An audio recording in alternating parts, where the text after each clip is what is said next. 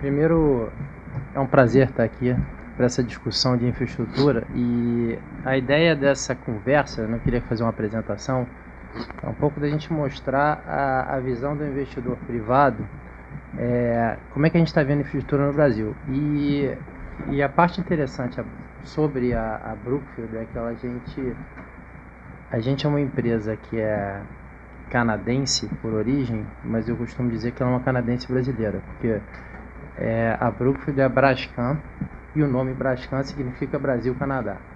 Então a gente está aqui há 115 anos e investindo no país em infraestrutura.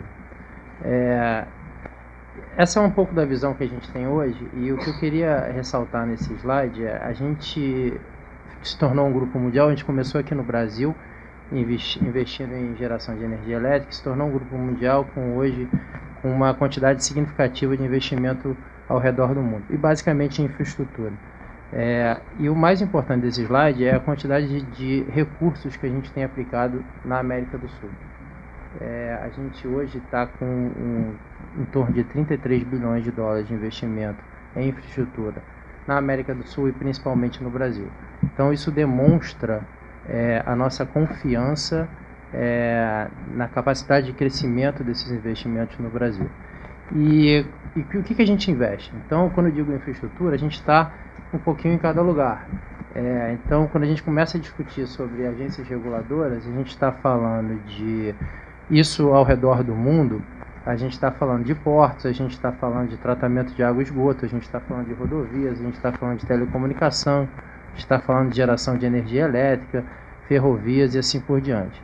Então, isso traz para a gente e que é muito bom, uma discussão interna dentro da própria empresa, uma visão do investimento, não só no Brasil e nas Américas, como uma visão do mundo. Tá? Então, a gente consegue trazer essas comparações e definir onde a gente vai alocar o nosso capital. Um pouco do que a gente tem antes da gente entrar o que a gente tem hoje no Brasil, e aí, como eu costumo dizer, que a nossa história se confunde um pouco com a história da infraestrutura do Brasil. A gente entrou no Brasil em 1899, construindo bondes na cidade de São Paulo. Depois a gente construiu a primeira geração de energia elétrica no Brasil através de hidrelétricas e assim por diante. Então, distribuição de energia, distribuição de gás, transmissão de energia e telecomunicação. Isso foi uma fase de 70 anos. Então a gente começou 75 anos, que a gente começou, e aí eu costumo dizer isso é um investimento de longo prazo, infraestrutura é um investimento de longo prazo. A gente teve uma mudança de estratégia dos nossos investimentos no Brasil na década de 70, e foi no período de reestatização do setor de infraestrutura. E aí a gente mostra que o nosso comprometimento com o país continuou, e a gente virou o que a gente chama hoje, a palavra da moda, que é private equity. A gente começou a investir em empresas direto por falta de capacidade de investimento em infraestrutura, e passando mais pela indústria e por serviços financeiros. Chegando no final da década de 90, é que a gente voltou às nossas origens, e é o que a gente gosta de fazer. Então, entre 2000 e 2017, a gente cresceu os nossos investimentos no Brasil significativamente. E a gente entrou, eu costumo dizer, em todos os setores da infraestrutura. Se você olhar nesse gráfico aqui na parte de baixo, a gente tem rodovia, ferrovia, logística, saneamento, o que a gente costuma dizer da parte de imobiliária, de prédios comerciais, que a gente considera infraestrutura, porque elas estão aí para ficar, fazendas, transmissão, então um pouco de tudo. E aqui dá um pouco do mapa. Isso aqui é um pouco do mapa do que a gente tem hoje. São em torno de 60 bilhões de reais investidos no Brasil. E a gente faz isso porque a gente acredita no Brasil, a gente acredita em infraestrutura. Ninguém bota esse montante de dinheiro no país se a gente não acreditasse nas instituições. Tem alguns números relevantes: energia renovável, a parte de incorporação, infraestrutura, recursos sustentáveis, que esse é um dos únicos lugares que a gente investe em recursos sustentáveis, agricultura e a parte de florestas para a indústria de papel e celulose, e alguns negócios da incorporadora hoje que se tornaram um pouco menores com relação ao tamanho do grupo. Mas isso dá para a gente uma exposição não só à regulação estadual, federal, mas como estadual e municipal. Então, cada bolinha dessa a gente está em algum lugar e a gente tem um relacionamento com a comunidade, a gente tem as nossas dificuldades e as vantagens de estar investindo nesses lugares, o que dá escala para a gente. Trazendo um pouco aqui para o nosso fórum, que isso é uma visão do que a gente tem hoje. E quando eu falo isso, se você olhar isso, a gente está com todas as agências aqui, né? A gente tem a ANP, a gente tem a ANEEL, a gente tem a NTT. A gente tem um relacionamento muito profundo com todas essas agências, dado o volume de investimentos que a gente faz. E a nossa ideia aqui não hoje em dia a gente tem visto mais o nome da Brookfield nos jornais, mas nosso objetivo não é esse. Nosso objetivo é continuar fazendo os investimentos, tendo os nossos retornos. E o que a gente procura? O que a gente gosta do Brasil? Que é essa pergunta que todo mundo faz para a gente. Dessa quantidade de dinheiro que a gente colocou, em torno de 30 bilhões de reais foram nos últimos 18 meses. Eu acho que não tem ninguém que investiu 30 bilhões de reais nos últimos 18 meses no Brasil. Aí a gente tem uma combinação que vai um pouco com o que foi discutido aqui antes, com as palavras do Castelar. A gente tem um potencial de crescimento da população muito grande, a gente tem uma população jovem e a gente tem uma classe média em expansão. Aí você tem aquela discussão se ela está em expansão, se ela não está em expansão em si. A gente tem uma demanda reprimida com os números que foram mostrados. Eu tenho alguns números aqui que graças a Deus estão falando com os números do Castelar, então a gente não tem muita discordância dos números. E uma necessidade reprimida de geração de energia, saneamento, transporte. Então isso traz a gente para cá, porque quando a gente investe num país, a gente investe nos fundamentos. A gente investe para longo prazo. A gente não compra um ativo para vender daqui a 2, 3 anos.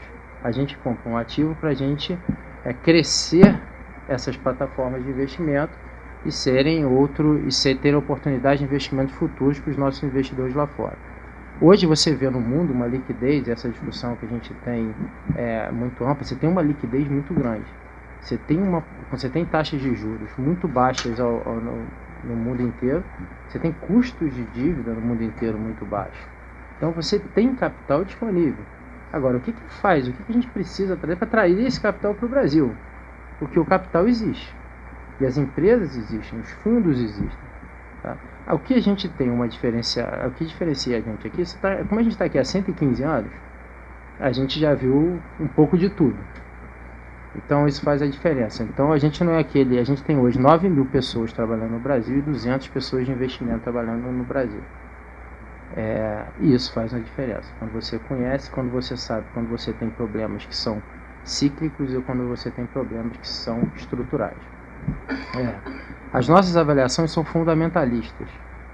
Então, quando a gente faz uma avaliação de um investimento, a gente está avaliando no longo prazo. Quando você constrói uma usina, eu estou olhando para o Romeu, quando a gente constrói uma usina hidrelétrica com uma linha de transmissão, a gente está falando de 50 anos. São 12 governos, dependendo da variação atual, isso pode ser mais um pouco, mas pode ser, vamos lá, de 12 a 15. Então, isso é a longo prazo. E aí, o que você precisa para isso?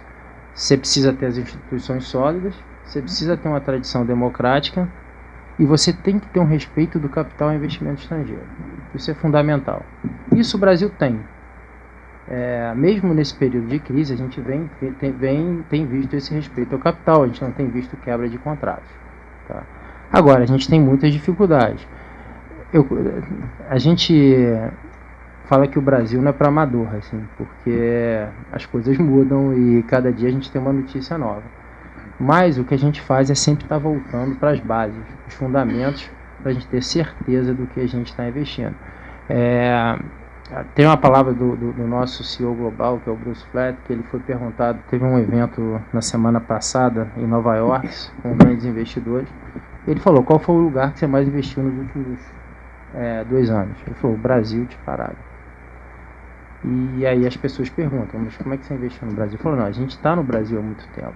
Então toda vez que a gente vai entrar no país, a gente entra com um investimento menor e ao longo do tempo a gente vai confiando no país, a gente vai entendendo como funciona a regulação do país e se sente seguro ou não para começar a expandir esses investimentos. Mas o que a gente vê de dificuldade? E o que a gente vê nessas conversas com os nossos investidores estrangeiros? Isso aqui é alguns números, eu vou passar rápido só para a gente tentar quantificar o quanto de dinheiro o Brasil precisa. E aí esses números aqui variam, que você pode ter qualquer método de conta aqui, que pode ser comparação com outros países, pode ser comparação com países semelhantes. No fundo a gente está falando de alguns bilhões de reais por ano, dependente da conta que a gente usa. Então a questão, eu gostei quando vi os 2% do PIB de infraestrutura que o nosso número bate, enquanto é metade de outros países em desenvolvimento, que é 14%. E aí você tem aquela discussão, mas a gente está comparando laranja com laranja, que seja 3% ou 4% é uma necessidade enorme. Quando a gente fala que 15% das rodovias do Brasil são pavimentadas, se a gente quer ter 30, 40, 50, é um volume maciço de dinheiro. E isso afeta a produtividade do Brasil. Demanda de energia reprimida. Tem alguns números que também não adianta a gente fugir deles. Como a gente é uma empresa canadense, a gente sempre compara com o número do Canadá. Então, a gente tem o mesmo consumo de energia do Canadá, mas a gente tem a população do Brasil é 6 vezes maior. Aí eu costumo todo mundo falar, não, você está falando de um país frio e de um país desenvolvido. Eu falei, então vamos comparar com o Chile. É 50%. Então, isso, você tem uma demanda muito grande reprimida. O outro número que a gente tem, e aí transmissão de energia, a gente tem visto vários investimentos em transmissão de energia no país. A capacidade de geração do Brasil hoje está localizada no Norte e Nordeste. A gente é um país continental. Então, você tem que trazer essa energia e escoar essa energia. Então, os leilões estão aí, a gente precisa dessas linhas de transmissão. E aí vai, demanda crescente por gás, a nossa indústria usa muito pouco gás natural comparado com o resto do mundo, térmicas, o pré-sal vindo aí, transporte de carga, 20% do transporte de carga no Brasil é feito por ferrovia, nos Estados Unidos é 50%, outra realidade, que seja 30%. Eu não vou nem entrar nos números aqui, mas se a gente somar e fizer uma conta por baixo, e o Castelar deve ter esse número de cabeça, mas isso aqui deve dar uma necessidade de investimento no Brasil de mais de 100 bilhões de reais por ano. Com crescimento modesto de PIB de 2% a 2,5%. E se a gente olhar um crescimento de 2,5% do PIB, foi o que aconteceu de 2000 a 2017, considerando a crise que a gente está vivendo. Então a gente precisa disso, e eu acho que isso reflete um pouco daquela conta, quando você começa a ver a capacidade de infraestrutura relacionada ao PIB. A gente tem reduzido isso ao longo do tempo. A gente vê isso como uma oportunidade. Então, por isso que a gente está aqui. São poucos que conseguem entrar nesse momento que a gente entrou. A gente costuma dizer que a gente é investidor contracíclico. E agora, o que a gente vê como os principais entraves para isso? Primeira, questão de financiamento. Investimentos de infraestrutura é investimento de longo prazo. A gente precisa de financiamento de longo prazo. E a gente tem, que seja 100 bilhões de reais, não tem capacidade de um banco de fomento, BNDES, por exemplo, financiar toda a infraestrutura do Brasil. Então a gente precisa ter um desenvolvimento do mercado de capitais, ou seja, que tenha uma estrutura para desenvolver produtos de longo prazo. A gente precisa ter financiamento de bancos privados, então a gente precisa ter uma combinação de todos. Todos os países têm banco de fomento, eles são necessários, eles precisam estar aqui, agora eles têm que estar focados no que é realmente importante, quais são as principais demandas, tanto da população, do país, e baseado numa estratégia de governo e num planejamento de longo prazo. Outro ponto que foi discutido aqui, se você quer trazer um investimento privado através de PPPs, através de leilões, você precisa ter agência reguladora forte e independente. Porque se a gente não consegue ter uma agência reguladora forte e independente, a gente não consegue ter uma estabilidade regulatória. Que aí a gente começa a entrar nas crises que a gente tem passado. E eu estou olhando aqui para o Romeu, você vê o setor elétrico. O setor elétrico hoje Acho que o escritório de advocacia são as empresas, os negócios mais rentáveis do Brasil, porque o que tem de ação no setor elétrico hoje no Brasil é uma coisa de louco.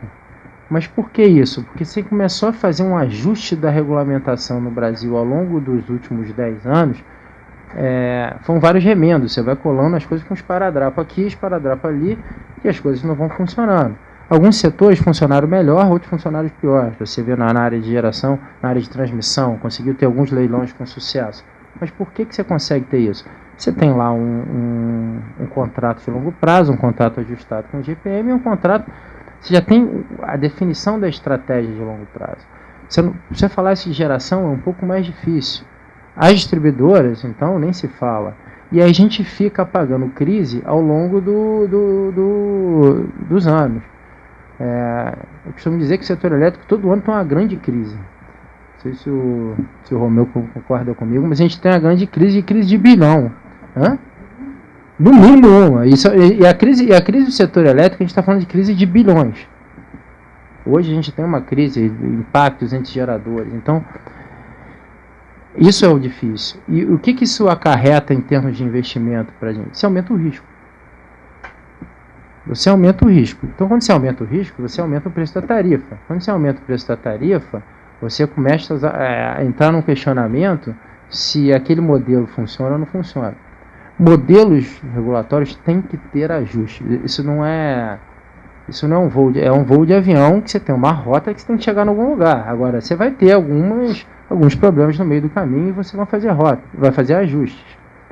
Mas são ajustes com base, você tem que ter alguma base por trás. Você tem que ter uma estrutura, você tem que ter um planejamento muito bem feito. Você vai ter que ter uma estrutura regulatória básica e aí você faz os ajustes de rota.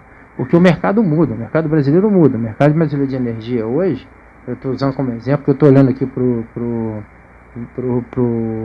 Romeu, a gente está me fazendo lembrar várias coisas. Mas a gente teve uma quebra de paradigma há 10 anos atrás imenso, e a gente está sofrendo as consequências disso hoje. Então, a gente teve uma redução de energia elétrica que falou, não, vai reduzir 20%, e 2 anos depois a gente aumentou 100% a conta. Quando você conversava lá atrás, falava, esse negócio não é sustentável. Alguém vai pagar a conta, é o famoso cobertor curto. Alguém paga a conta. Então é isso que a gente precisa. A gente está num momento de turbulência muito grande. E o último ponto que eu tenho aqui é, quando a gente escolhe investidores para vir para o Brasil, você tem que ter investidores com capacidade financeira de execução. Não adianta você querer, ao longo do período, eu quero ter a menor tarifa possível, o menor pedágio possível. Você mede o sucesso de um leilão, ou de uma PPP, ou de um processo de privatização, quando o projeto é entregue. Você não mede o sucesso no dia do leilão. O dia do leilão você faz a festa. Tive tantos por cento de deságio, 30% de deságio, 20% de deságio. Aí você fica sem construir uma usina, uma rodovia, e aí 5 anos depois você tem um gargalo com os custos que a gente está vendo aí. Então, o que a gente precisa é ter exatamente como é que a gente faz isso para a gente não ter uma distorção de preços e incentivos que vão ter um impacto no futuro, que no curto prazo é bom, mas que vão ter um impacto no futuro. Então, é essa visão de longo prazo que a gente precisa ter. E é isso que a gente procura, que o investidor procura. Se eu, como investidor em infraestrutura em todos esses negócios, eu gostaria de ter o menor número de reuniões com as agências reguladoras possível. Eu queria ter reunião com a agência reguladora, era para discutir planejamento, o que vai ser feito no futuro, você ter um envolvimento do investidor nessas discussões. E não só do investidor, você tem que ter envolvimento, como não adianta você botar um monte de economista, como a Armanda diz aqui, discutindo o mesmo tema, que a gente vai chegar à mesma conclusão. A gente não vai conseguir ter uma visão do outro lado. Então, é difícil. A gente tem... como a gente lida com setores que impactam diretamente a vida do consumidor e a economia em geral, então são debates quentes. E o que a gente tem que procurar fazer é deixar, e essa é uma grande dificuldade que a gente tem no Brasil hoje, é deixar de ver o interesse propriamente dito de alguns grupos específicos e começar a ter um planejamento de longo prazo. É isso que a gente precisa ter. Claro que vão ter essas discussões. Agora, o que a gente vê hoje é uma briga, uma disputa para coisas. Cada um vai ali buscar o seu. Independente disso está causando um problema no sistema. Mas por que a gente tem isso hoje? Porque a gente não está com as regras fundamentadas. A gente não está com a nossa linha mestra ali totalmente definida. Então, acho que esse é o desafio. A mensagem que a gente continua investindo, se a gente não acreditar, se daqui a 5 anos, 10 anos, vamos ver se a gente fez certo ou não, a gente acredita plenamente que a gente fez, como a gente fez em 1899, como a gente entrou aqui, e trazer mais gente. Essa é a grande dificuldade que a gente tem, e eu acho que é o grande desafio que a gente tem.